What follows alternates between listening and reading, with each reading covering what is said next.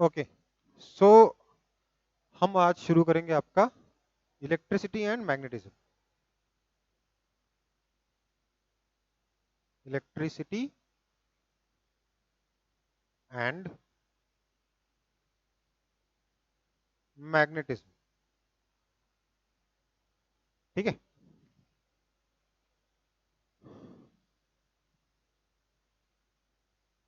अब आपको पता है कि जो इलेक्ट्रिसिटी है उसके क्या क्या हमारे जीवन में यूजेस हैं।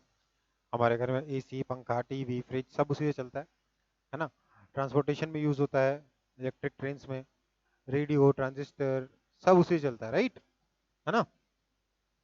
सारी इंडस्ट्रीज, सारी फैक्ट्रीज में इलेक्ट्रिसिटी यूज होता है, तो काफी इंपॉर्टेंट रोल है इलेक्ट्रिसिटी का हमारी लाइफ में, सबको मालूम है। अब सवाल ये उठता है कि इलेक्ट्रिसिटी होता क्या है, ठीक है। इलेक्ट्रिसिटी होता क्या है, कहां से आता है, ठीक है। सो हम जिस इलेक्ट्रिसिटी इलेक्ट्रिसिटी जो है ना, उसको दो तरीके में आप डिवाइड कर सकते हैं। एक है स्टैटिक इलेक्ट्रिसिटी और एक है करंट इलेक्ट्रिसिटी। स्टैटिक इलेक्ट्रिसिटी और दूसरा है current electricity. Static electricity basically हम लोग किसको कहते हैं, हम लोग कहते हैं चार्ज को। इलेक्ट्रिसिटी, स्टैटिक इलेक्ट्रिसिटी किसको कहा जाता है, चार्ज को कहा जाता है। और करंट इलेक्ट्रिसिटी बेसिकली जो इलेक्ट्रिक करंट हम लोग घर में यूज करते हैं अलग अलग अप्लायंसेस को यूज करने के लिए, तो उसको हम लोग करंट इलेक्ट्रिसिटी कहते हैं। करंट इलेक्ट्रिसिटी बेसिकली होता क्या है, it is nothing but flow of charge. Charge के फ्लो को हम लोग करंट इलेक्ट्रिसिटी कहते हैं। समझ में आया कि नहीं। जब हाँ सर। चार्ज जब चार्ज एक जगह से दूसरी जगह फ्लो करता है तो वी कॉल इट करंट और करंट इलेक्ट्रिसिटी, ठीक है। अब देखो ये फ्लो कैसे करता है। अ, अच्छा, उससे पहले बेसिकली इलेक्ट्रिक करंट कितना होता है, या उससे पहले थोड़ा बहुत चार्ज के बारे में बात करते हैं, ठीक है। चार्ज क्या होता है, कोई आइडिया किसी को। बाकी लोग कहाँ हैं, आपके दोस्त लोग। तो वो लोग सर शायद मैसेज नहीं देखे। अच्छा, चार्ज क्या होता है, कोई बताएगा मुझे चार्ज क्या होता है। देखो, मैं एक्सपेक्ट भी नहीं कर रहा था, क्योंकि चार्ज की जो डेफिनेशन है वो काफी बेसिक क्वांटिटी ना चार्ज, तो बहुत डेफिनेशन बहुत मुश्किल हो जाती है। क्योंकि हम इलेक्ट्रिसिटी को आसानी से डिफाइन किए फ्लो ऑफ चार्ज। अब चार्ज को कैसे डिफाइन करेंगे, चार्ज कहाँ से आया। चार्ज इतना फंडामेंटल है कि उसको डिफाइन करना बहुत मुश्किल है, but still we have some sort of definition. क्या है डेफिनेशन हमारे लिए चार्ज की। Charge is that property of matter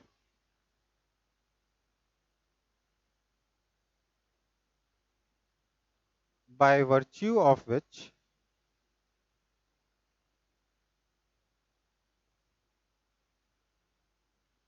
it applies force on other charges। Charge matter की वो प्रॉपर्टी है जिसकी वजह से मैटर दूसरे चार्ज पे फोर्स अप्लाई करता है, अट्रैक्ट करता है या रिपेल करता है। Charge is of two types.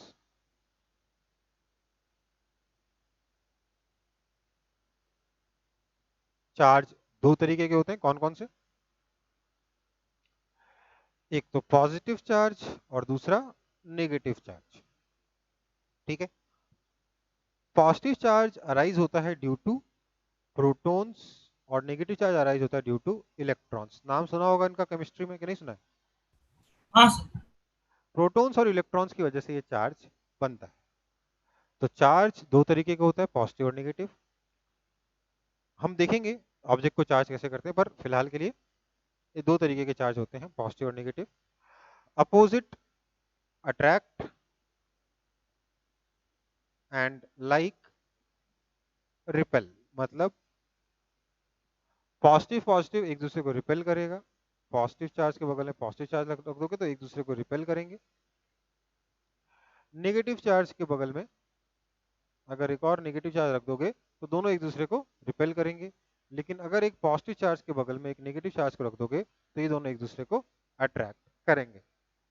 ठीक है, कोई दिक्कत? नहीं सर। ये सब हम क्या पढ़ रहे हैं? प्रॉपर्टीज ऑफ चार्ज पढ़ रहे हैं। ठीक है, कोई भी ऑब्जेक्ट जो है जो न्यूट्रल ऑब्जेक्ट होता है जिसके पास कोई चार्ज नहीं होता, जनरली ऑब्जेक्ट्स हमारे न्यूट्रल ही होते हैं, जो neutral objects have equal number of protons and electrons, इसलिए नेट चार्ज जीरो होता है। Therefore net charge is zero. ठीक है, क्या होता है अगर हम एक प्रोटॉन के बारे में बात करें तो प्रोटॉन पे चार्ज होता है 1.6 इंटू 10⁻⁹ कूलम। वहीं इलेक्ट्रॉन पे चार्ज होता है -1.6 इंटू 10⁻⁹ कूलम। इलेक्ट्रॉन पे नेगेटिव चार्ज होता है, प्रोटॉन पे नेगेटिव पॉजिटिव चार्ज होता है। चार्ज की यूनिट, ऐसा यूनिट क्या है? कूलम है। जितना प्रोटॉन पे पॉजिटिव है उतना ही इलेक्ट्रॉन पे नेगेटिव चार्ज है। ठीक है, कोई दिक्कत? No sir. अब आपको पता है एक एटम के अंदर न्यूक्लियस होता है, जिसके अंदर न्यूक्लियस के अंदर प्रोटॉन्स भी होते हैं और न्यूट्रॉन्स भी होते हैं, और उसके चारों तरफ इलेक्ट्रॉन्स घूम रहे होते हैं। पता है कि नहीं पता ये? हाँ सर। है ना? तो ये जो इलेक्ट्रॉन्स हैं, ये जो इलेक्ट्रॉन्स हैं जो गोल गोल आपके न्यूक्लियस के अराउंड घूम रहे हैं, ये इलेक्ट्रॉन्स कई बार एटम लूज कर देता है, कई बार एटम गेन कर लेता है। बेसिकली क्या होता है ना, एटम तो एक ऐसा हरकत करता है, बट अगर हम किसी मटेरियल के बारे में बात करें तो मटेरियल, कोई भी मटेरियल, कोई भी ऑब्जेक्ट अगर मैं ले लूं, इससे प्रोटॉन निकालना या इसमें प्रोटॉन ऐड करना पॉसिबल नहीं, क्योंकि प्रोटॉन बहुत टाइटली हेल्ड होता है इनसाइड द न्यूक्लियस। उसको निकालना या ऐड करना पॉसिबल नहीं है। लेकिन अगर हम मटेरियल में से इलेक्ट्रॉन निकाल लें तो हमें क्या मिलेगा? पॉजिटिव चार्ज मिलेगा। कोई भी ऑब्जेक्ट में से अगर आप इलेक्ट्रॉन निकाल कर अलग कर दोगे तो क्या मिल जाएगा? पॉजिटिव चार्ज मिल जाएगा। ऑब्जेक्ट के पास पॉजिटिव चार्ज बचेगा। अगर मैं उसी ऑब्जेक्ट के ऊपर एक इलेक्ट्रॉन ऐड कर दूं तो मुझे क्या मिलेगा? नेगेटिवली चार्ज ऑब्जेक्ट मिलेगा। तो ऑब्जेक्ट पे चार्ज कैसे आता है? जब उस पे इलेक्ट्रॉन ऐड कर दो या फिर सब्ट्रैक्ट कर दो। ठीक है, समझ में आई बात? हाँ सर। ओके, अब हमारा जो इलेक्ट्रिक करंट होता है, it is defined as I is equal to, जो मैं करंट इलेक्ट्रिसिटी के बारे में बात कर रहा था उसको आई से रिप्रेजेंट करते हैं इलेक्ट्रिक करंट को।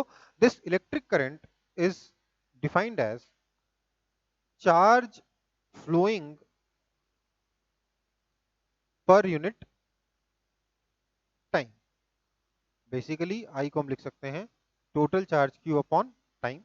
और चार्ज क्यू कितना होगा? ध्यान दीजिएगा बेटा, क्योंकि हर एक, जब इलेक्ट्रॉन मूव करता है तभी चार्ज मूव कर रहा है ना, तो चार्ज क्यू कैसे आएगा? एन इंटू ई से आएगा। सो चार्ज, जो इलेक्ट्रिक करंट है, that will be N E into T. N क्या है? Number of electrons. ई क्या है? एक इलेक्ट्रॉन पे चार्ज। बेसिकली क्या होता है, हमारे पास कंडक्टर्स होते हैं, कंडक्टर्स में से इलेक्ट्रिसिटी फ्लो कर पाती है, कंडक्टर्स में से इलेक्ट्रिसिटी फ्लो कर पाती है। इंसुलेटर में से इलेक्ट्रिसिटी फ्लो नहीं कर पाती। Conductors allow electric current through to flow through them, and दूसरे तरीके के ऑब्जेक्ट होते हैं insulators, they do not allow electric current to flow through them. समझ में आई बात? इसी कंडक्टर को आप गुड कंडक्टर और इंसुलेटर को बैड कंडक्टर भी बोल सकते हो, ठीक है। तो जो गुड कंडक्टर ऑफ इलेक्ट्रिसिटी होते हैं या फिर सिंपली कंडक्टर्स ऑफ इलेक्ट्रिसिटी होते हैं, उसमें से इलेक्ट्रिक करंट फ्लो कर पाता है, इंसुलेटर में से नहीं कर पाता। क्यों नहीं कर पाता? क्यों कंडक्टर में से कर पाता है और इंसुलेटर में से नहीं कर पाता? Because conductors have free electrons. Conductors के पास फ्री इलेक्ट्रॉन्स होते हैं, मतलब ऐसे इलेक्ट्रॉन होते हैं जो कंडक्टर के अंदर एक पॉइंट से दूसरे पॉइंट तक मूव कर सकें।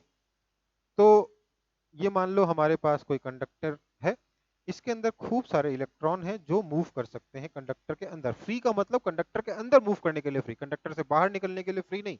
ध्यान रखेंगे इस चीज को। वैसे तो ये जो इलेक्ट्रॉन है ये रैंडम डायरेक्शन में मूव करते रहते हैं, कोई लेफ्ट कोई राइट, कोई ऊपर कोई नीचे, कोई दाएं कोई बाएं, ठीक है। ये इलेक्ट्रॉन्स रैंडम मोशन में रहते हैं। This electrons are in random motion. So इस वजह से no electric current is scene.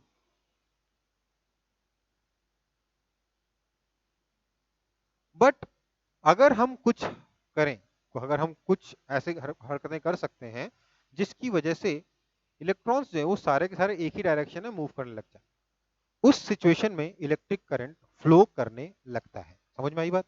हालांकि जो रियल मैकेनिज्म है वो उससे काफी ज्यादा कॉम्प्लेक्स है, जो मैंने बोला अभी अभी।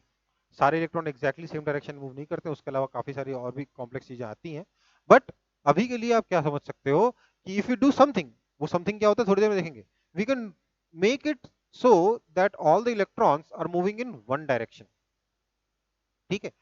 अगर हम उस चीज को अचीव कर लेंगे तो सोचिए, अगर इलेक्ट्रॉन राइट से लेफ्ट में जा रहा है तो लेफ्ट की तरफ नेगेटिव चार्ज आ रहा है, इसका मतलब इफेक्टिवली पॉजिटिव चार्ज राइट से लेफ्ट की तरफ आ रहा है। तो हम कहते हैं चार्ज राइट से लेफ्ट की तरफ आ रहा है, दैट मीन्स करंट राइट से लेफ्ट की तरफ आ रहा है। जिधर इलेक्ट्रॉन मूव करता है उसके अपोजिट डायरेक्शन में करंट मूव करता है। क्यों? क्योंकि इलेक्ट्रॉन के पास नेगेटिव चार्ज होता है, ठीक है। और वो करंट कितना होता है?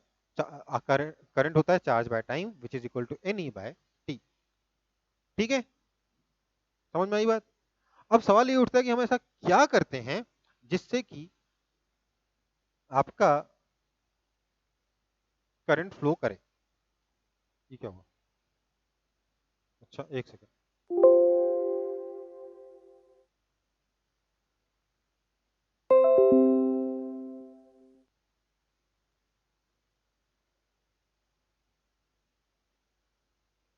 एक सेकंड बेटा।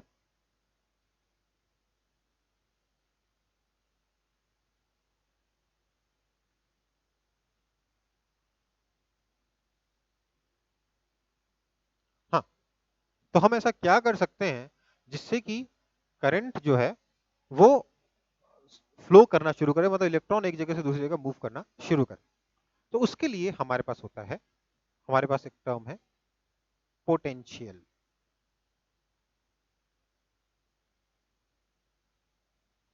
पोटेंशियल समझने लायक है आपके सिलेबस में, बाकी तो सब कुछ आसान सा ही है। आई गेस पोटेंशियल होगा आपके सिलेबस में, नहीं तो होना ही चाहिए, उसके बिना तो काम नहीं कर पाएंगे हम लोग। हाँ, पोटेंशियल।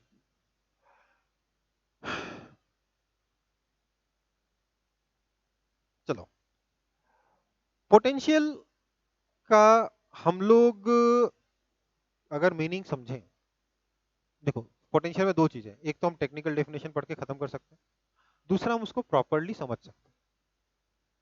तो पोटेंशियल क्या है? पोटेंशियल इज समथिंग जिसकी वजह से चार्ज एक जगह से दूसरी जगह मूव करता है। कैसे?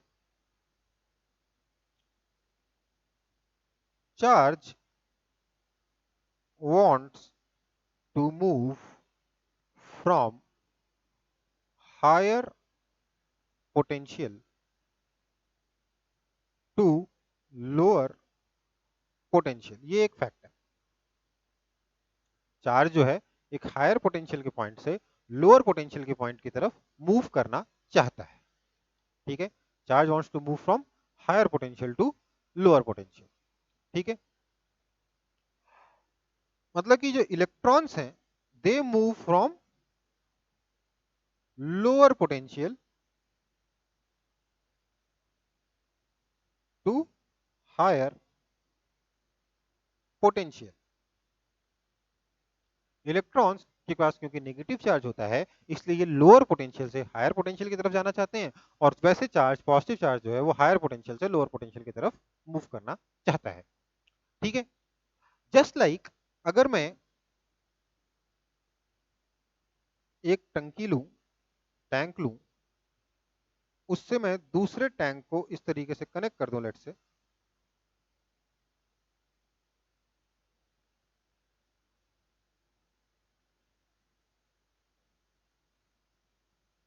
तो वाटर जो है वो ज्यादा हाइट वाले टैंक से कम हाइट वाले टैंक की तरफ मूव करेगा।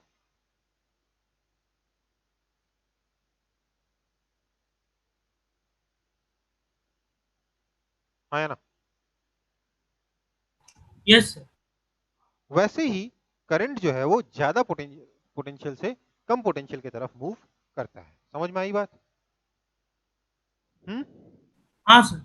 जैसे heat flows from higher temperature to lower temperature, जैसे water flows from more greater height to lower lesser height, वैसे ही charge flows from higher potential to lower potential. समझ में आया? आया ना? Yes sir. बेसिकली आप इसको ऐसे भी समझ सकते हो कि लेट्स से मेरे पास ये एक ऑब्जेक्ट है जिसके ऊपर खूब सारा पॉजिटिव चार्ज है, और ये दूसरा ऑब्जेक्ट है जिसके ऊपर खूब सारा नेगेटिव चार्ज है। ठीक है, this is negatively charged object, this is positively charged object. अब आप मुझे बताइए, अगर मैं यहां पर एक प्लस चार्ज रख दूं, पॉजिटिव चार्ज रख दूं, तो ये पॉजिटिव चार्ज किधर मूव करेगा?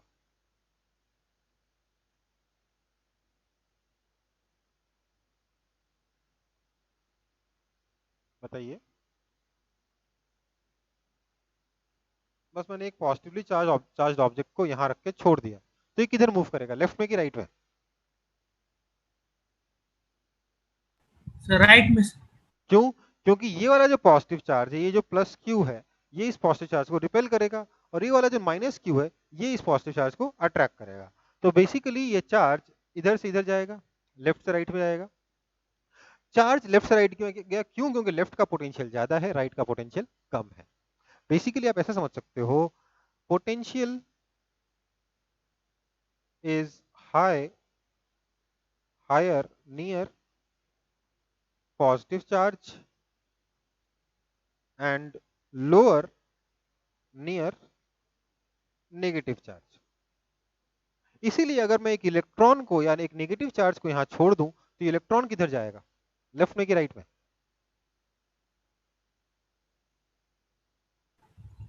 बताओ, बोलो, जल्दी बोलो। सर लेफ्ट में जाएगा। लेफ्ट में जाएगा। तो हमने क्या देखा, इलेक्ट्रॉन लोअर पोटेंशियल से हायर पोटेंशियल की तरफ जाता है, और पॉजिटिव चार्ज या simply charge moves from higher potential to lower potential. इसलिए हम बोलते हैं करंट जो है इफेक्टिवली हायर पोटेंशियल से लोअर पोटेंशियल की तरफ मूव करता है। समझ में आई बात? हाँ है हाँ ना? सर। इतना ही नहीं, अब बेसिकली हमने क्या किया, अब देखो क्या जुगाड़ किया। वही सिचुएशन है, इधर पॉजिटिव चार्ज है खूब सारा, इधर खूब सारा नेगेटिव चार्ज है। ठीक है, हम लोगों ने इन दोनों को एक, ये क्यों कर रहा हूं मैं, हम लोगों ने इन दोनों ऑब्जेक्ट्स को एक वायर से कनेक्ट कर दिया। This is a conducting wire. ठीक है, अब सोचिए, यहां पर जो इलेक्ट्रॉन है, प्रोटॉन मूव कर सकता है क्या? नहीं कर सकता। क्यों? क्योंकि वो तो एटम के अंदर बंधा हुआ बेचारा है ना? हाँ या ना? हाँ सर। तो यहां पर जो ये जो इलेक्ट्रॉन मैंने बनाया है, ये इलेक्ट्रॉन क्या इस नेगेटिव चार्ज से रिपेल होकर और पॉजिटिव चार्ज से अट्रैक्ट होकर इसी वायर के थ्रू ऐसे मूव करते हुए इधर चला जाएगा, हाँ या ना? हाँ सर। तो इसलिए इस वायर में एक जो निगेटिव चार्ज है वो राइट से लेफ्ट आ रहा है, इसका मतलब करंट जो है वो लेफ्ट से राइट की तरफ जा रहा है, हाँ या ना? And this current is given by क्या? Total charge upon time that is equal to N E by time. जहां ई अपन को पता है कितना होता है, ई बताइए तो जरा। तो इसकी यूनिट क्या हो जाएगी?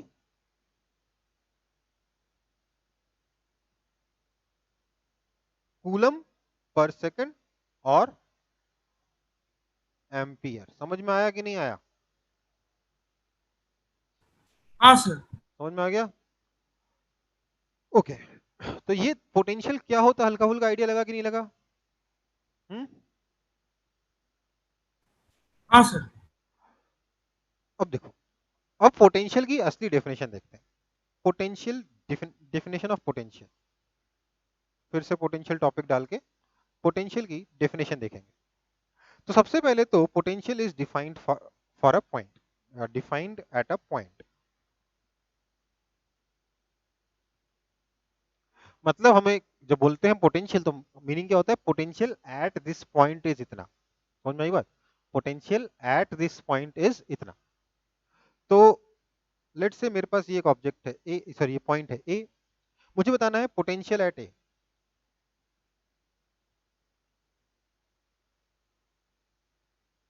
ये मुझे बताना है। बेसिकली इसको इतना बड़ा बार बार नहीं लिखेंगे, हम पोटेंशियल को रिप्रेजेंट करते हैं वी से। किसका पोटेंशियल? ए का पोटेंशियल, तो वी ए लिख के हम लोग रिप्रेजेंट करेंगे पोटेंशियल एट ए। समझ में आया? अब ये पोटेंशियल एट ए कितना है, कैसे निकलेगा? इसके लिए हम लोग क्या करेंगे, इंफिनिटी से एक चार्ज क्यू को उठाकर पॉइंट ए तक लेकर आएंगे। ठीक है, इंफिनिटी से एक चार्ज क्यू को उठाया और उठाकर हम इसे पॉइंट ए तक ले आए। जब हम इंफिनिटी से इस पॉइंट ए तक इस चार्ज को लेकर आए तो इस प्रोसेस में हमें वर्क करना पड़ा, लेट से डब्ल्यू। किसने वर्क किया? ये हमने वर्क किया। ठीक है, हम कौन है? एक्सटर्नल एजेंट है, सिस्टम के अंदर नहीं है हम सिस्टम के बाहर हैं। हमने अलग से वर्क किया, हमने धक्का लगाकर चार्ज क्यू को इंफिनिटी से ए तक लाया। हम चार्ज क्यू को ढकेल कर इंफिनिटी से ए तक लाए, तो वर्क किसे करना पड़ा? हमें करना पड़ा। हम कौन है? बाहरी आदमी है। हम लोगों ने चार्ज के ऊपर वर्क किया।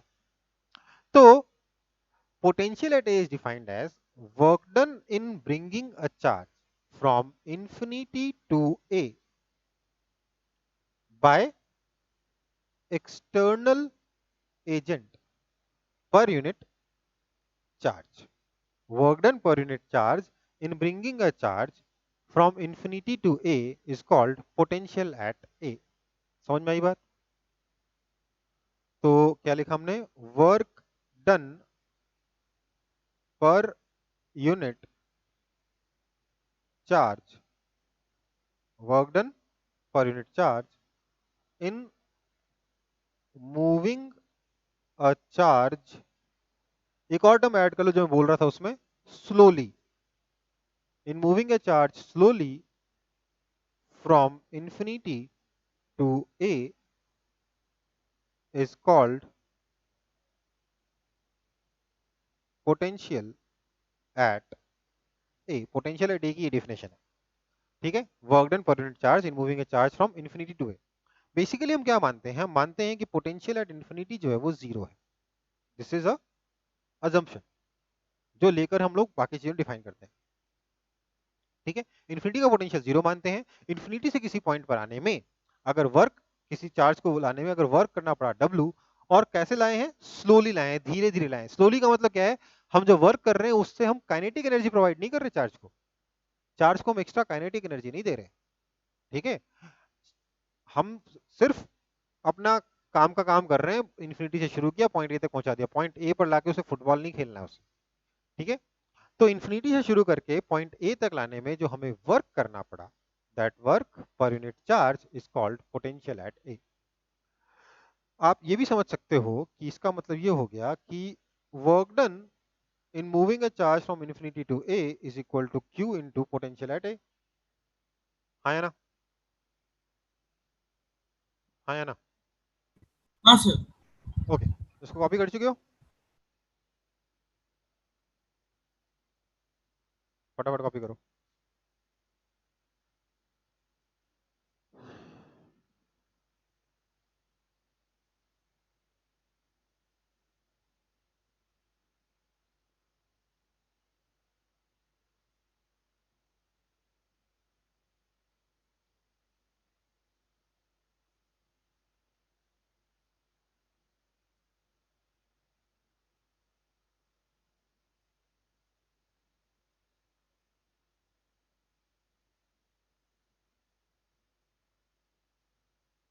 कॉपी हो गया? हाँ सर, कॉपी। चलो आगे बढ़ते हैं।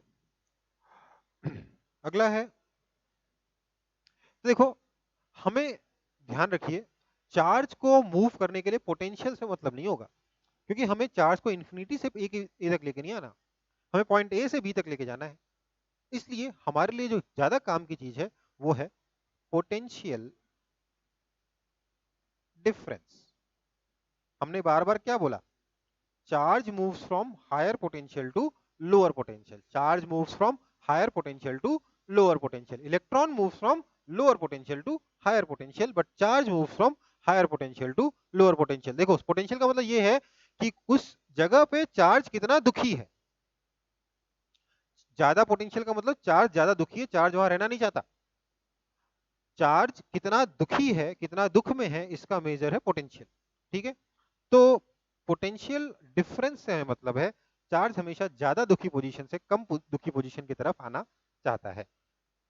हमें ध्यान दीजिएगा, हमें वाटर किधर से किधर फ्लो करेगा ये जानने के लिए हाइट नहीं जानना होता है, हाइट में डिफरेंस जानना होता है। वाटर जो है ज्यादा हाइट से कम हाइट की तरफ मूव करेगा, है ना? पाइप में से पानी हमेशा ज्यादा हाइट से कम हाइट की तरफ मूव करेगा। हमें हाइट में डिफरेंस से मतलब है, हमें हाइट से मतलब नहीं होता। ठीक है, वैसे ही हमें पोटेंशियल डिफरेंस से मतलब है, हमें हीट किधर से किधर फ्लो करेगी इसके लिए टेम्परेचर डिफरेंस से मतलब है, टेम्परेचर से मतलब नहीं है। तो वैसे ही चार्ज के मूव करने के लिए पोटेंशियल डिफरेंस से मतलब है, पोटेंशियल से मतलब नहीं है। ठीक है, तो देखिए, पोटेंशियल डिफरेंस कैसे डिफाइन किया हमने। लेट से ये रहा मेरे पास पॉइंट ए, ये रहा मेरे पास पॉइंट बी। तो हमने बोला potential difference V A B is equal to V B minus V A. ठीक है, समझ में आई बात? Potential difference V A B is defined as potential at B minus potential minus at A. ठीक है, डिफाइंड तो ऐसे नहीं है, मतलब ये इसका मीनिंग हुआ। इसके मीनिंग को आप कैसे समझ सकते हो? आप बोल सकते हो कि मान लेते हैं हमने कोई चार्ज Q को पॉइंट ए से पॉइंट बी तक लेके गए, इसमें हमें वर्क करना पड़ा डब्ल्यू ए टू बी। तो potential at potential AB, that is equal to potential at B minus potential at A, is given by WA to B by external force per unit charge। ठीक है, कैसे आया ये? मान लेते हैं infinity से हम लोग किसी ऑब्जेक्ट को A पर लेके आए, उसी चार्ज Q को, और इन्फिनिटी से उसी चार्ज Q को हम लोग B पर लेके आए। ठीक है, इस प्रोसेस में मुझे वर्क करना पड़ा WA, इस प्रोसेस में मुझे वर्क करना पड़ा WB। ठीक है, तो मैं क्या बोल सकता हूं, WB is simply equal to WA plus WA to B। हाँ या ना? क्योंकि किसी भी रास्ते से आओ आप इन्फिनिटी से बी तक, वर्क डन सेम होगा। ए से होकर आओ या बिना ए से हुए आओ, वर्क डन सेम होगा। सो WB is equal to WA plus WA to B। This implies WB by Q is equal to WA by Q plus WA to B by Q। This implies VB is equal to VA plus V AB। This implies VAB is equal to VB minus VA। समझ में आई बात? हाँ या हाँ ना? Sir. तो इस तरीके से हमारा पोटेंशियल डिफरेंस डिफाइंड है। इसमें हम ये भी बोल सकते हैं work done by external force in moving from A to B is equal to Q into V A B या फिर Q into V B minus V A. समझ में आई बात? हाँ सर। कॉपी कर लो फटाफट।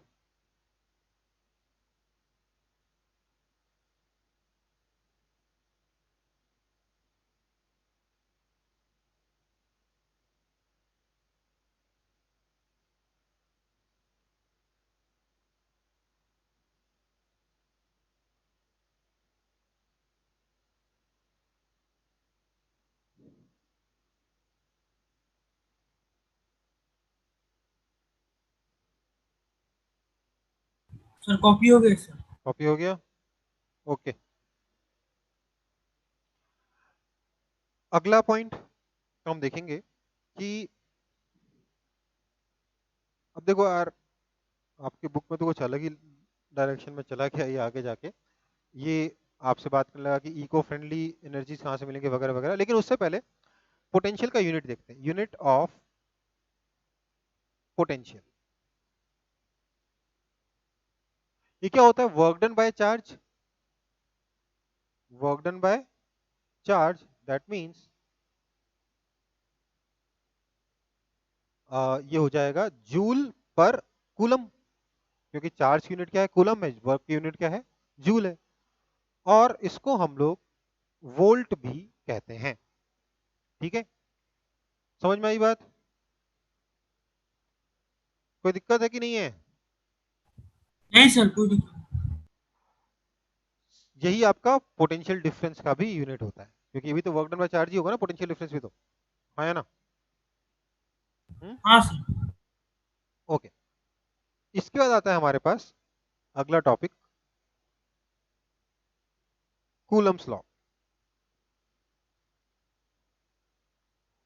कूलम अंकल ने क्या बोला, जिनके नाम पर चार्ज की यूनिट है, उन्होंने क्या बोला? सर कूलम्स लॉ बोले। कूलम्स लॉ तो आपके सिलेबस में नहीं, गलत गलत लॉ बता दिया। आपका अगला टॉपिक है ओम्स लॉ।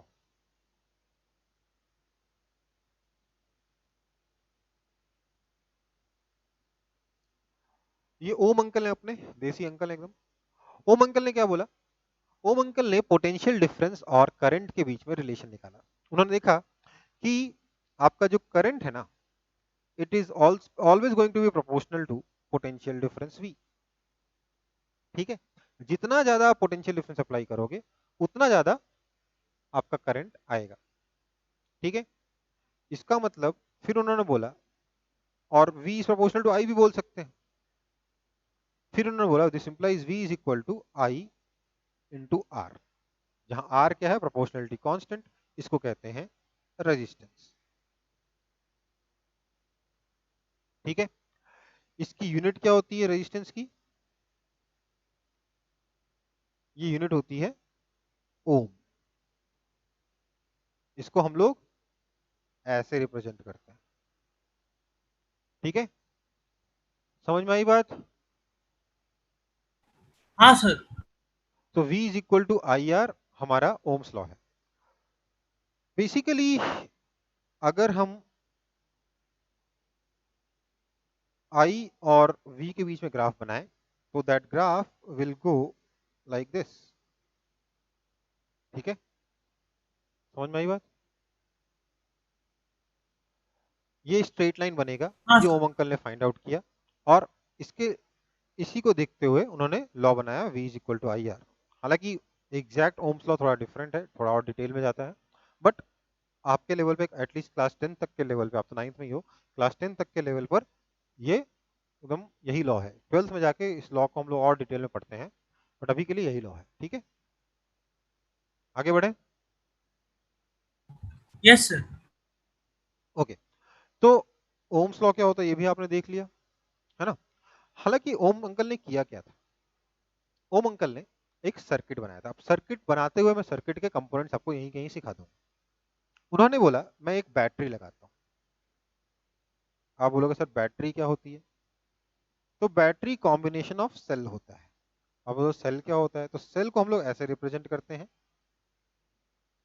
ठीक है, सेल के अंदर कुछ कुछ केमिकल रिएक्शंस हो रही होती है, फोटो फोटो नहीं, उसको वोल्टाइक सेल्स कहते हैं। अ, उनके उसके दो टर्मिनल्स होते हैं, एक का पोटेंशियल ज़्यादा होता है, एक का पोटेंशियल कम होता है। आप जब मार्केट से कोई भी सेल या बैटरी खरीद के लाते हो, उसमें देखते हो कि एक तरफ पॉजिटिव लिखा होता है, एक तरफ नेगेटिव लिखा होता है। ठीक है, सो वही हाल यहाँ पर भी है। आपने शायद सेल खरीदते वक्त देखा होगा कि जो सेल है वो कुछ ऐसा दिखता है ना, है ना। हाँ सर।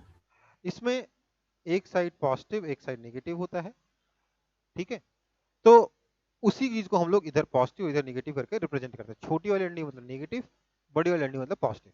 पॉजिटिव का मतलब पॉजिटिव नहीं है, पॉजिटिव का मतलब ज्यादा पोटेंशियल है, नेगेटिव का मतलब कम पोटेंशियल है। समझ में आई बात। और ऐसे सेल्स को अगर मैं कॉम्बिनेशन में लगा दूं एक के बाद एक, तो हम उसे बैटरी कहते हैं। ये आपका सेल हुआ, ये आपकी बैटरी हुई। ठीक है, समझ में आई बात, हाँ या ना। हाँ सर। इसके बाद ओम अंकल ने क्या किया, ओम अंकल ने बोला, इसके बाद उन्होंने एक रेओस्टेट लगाया। अब आप बोलोगे सर रेओस्टेट क्या होता है। तो रेओस्टेट एक वेरिएबल रेजिस्टेंस होता है जिसका यूज करके आप अपने सर्किट में करंट को कंट्रोल कर सकते हो, वेरी कर सकते हो। ठीक है, समझ में आई बात। फिर हाँ सर। इसके आगे उन्होंने क्या किया, एक रेजिस्टेंस लगाया। इस रेजिस्टेंस में से कितना करंट पास हो रहा है ये मेजर करने के लिए यहाँ पे एक अमीटर लगाया। ये क्या है, ammeter. This ammeter measures current. ठीक है, और इस रेजिस्टेंस के अक्रॉस कितना पोटेंशियल डिफरेंस आया ये मेजर करने के लिए उन्होंने यहाँ पे एक वोल्ट मीटर भी कनेक्ट किया। ठीक है, वोल्ट मीटर का यूज करके पोटेंशियल डिफरेंस मेजर किया। अमीटर का ये इसका नाम क्या है, वोल्ट मीटर। ये वोल्ट मीटर क्या करता है, पोटेंशियल डिफरेंस को मेजर करता है। ठीक है, और रेओस्टेट का यूज करते हुए उन्होंने करंट को चेंज करके देखा। करंट यहाँ से ऐसे जाएगा जाएगा जाएगा, और जब रेजिस्टेंस के थ्रू करंट पास होगा तो उसके क्रॉस कितना पोटेंशियल डिफरेंस आ रहा है ये हम लोग वोल्ट मीटर का यूज करके मेजर कर लेंगे, और अमीटर का यूज करके हम लोग करंट मेजर कर लेंगे। फिर उन्होंने अलग अलग करंट और अलग अलग पोटेंशियल डिफरेंस के बीच में ग्राफ प्लॉट किया। उन्होंने देखा कि कुछ पॉइंट्स तो मेजर किए थे V के करस्पॉन्डिंग I के, वो सारे के सारे पॉइंट्स एक स्ट्रेट लाइन पे लाई किए, पासिंग थ्रू द ओरिजिन। इसका मतलब current is proportional to potential difference. जितना ज्यादा पोटेंशियल डिफरेंस अप्लाई करोगे उतनी ही ज्यादा रेट से करंट फ्लो करेगा। समझ में आई बात। कैसे होगा ये, इसको कॉपी कर लिया। हाँ सर, कॉपी कर।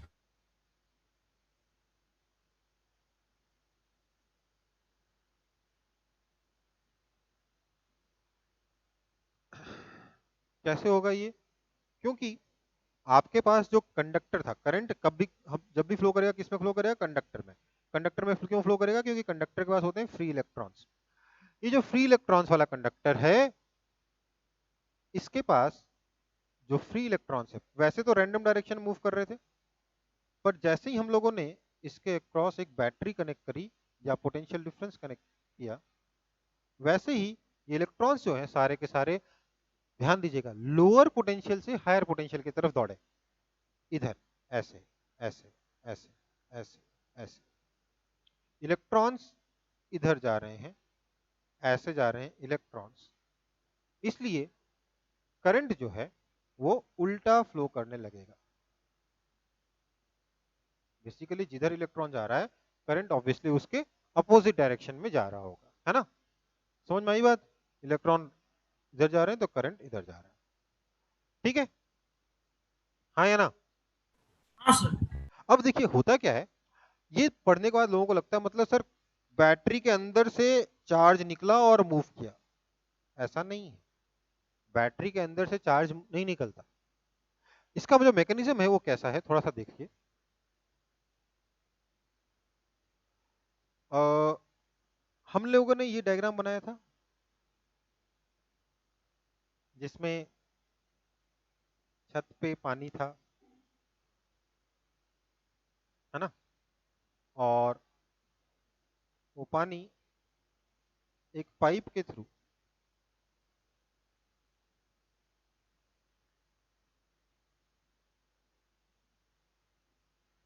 नीचे रखे दूसरे टंकी में जा रहा था, है ना? हाँ या ना? यही हो रहा था ना? हाँ सर। अब देखो,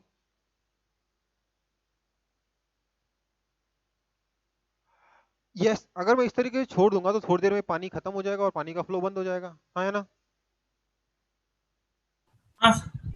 तो मैं क्या करूंगा, मैंने बोला मैं एक जुगाड़ करता हूँ। क्या किया मैंने? मैंने यहाँ पे लगा दिया एक पंप। पंप पानी को यहाँ ले जाकर ऐसे छोड़ देता है और यही पानी बाद में इधर से फ्लो करते हुए नीचे आ जाता है। अब क्या होगा, अब क्या पानी लगातार फ्लो करता रहेगा, हाँ या ना? हाँ सर। क्या पानी पंप में से निकल रहा है? क्या सर पानी, नहीं सर। नहीं ना? पानी क्या कर रहा है? पानी गोल गोल गोल गोल घूम रहा है, पंप से नहीं निकल रहा। दिस इज सेम एज, अगर हम करंट इलेक्ट्रिसिटी में बात करें तो this is same as,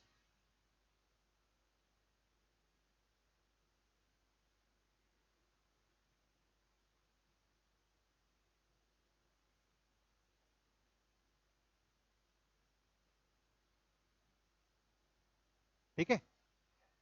battery जो है it is nothing but a pump, ठीक है? ये क्या कर रहा है, इलेक्ट्रॉन्स को उल्टा फेंक रहा है, या यूज करना चाहिए चार्ज को ये ऐसे लोअर पोटेंशियल से उठा के हायर पोटेंशियल पर रख दे रहा है, और उसका रेजिस्टेंस के थ्रू चार्ज अपने आप फ्लो करके हायर पोटेंशियल से लोअर पोटेंशियल पे आ जा रहा है।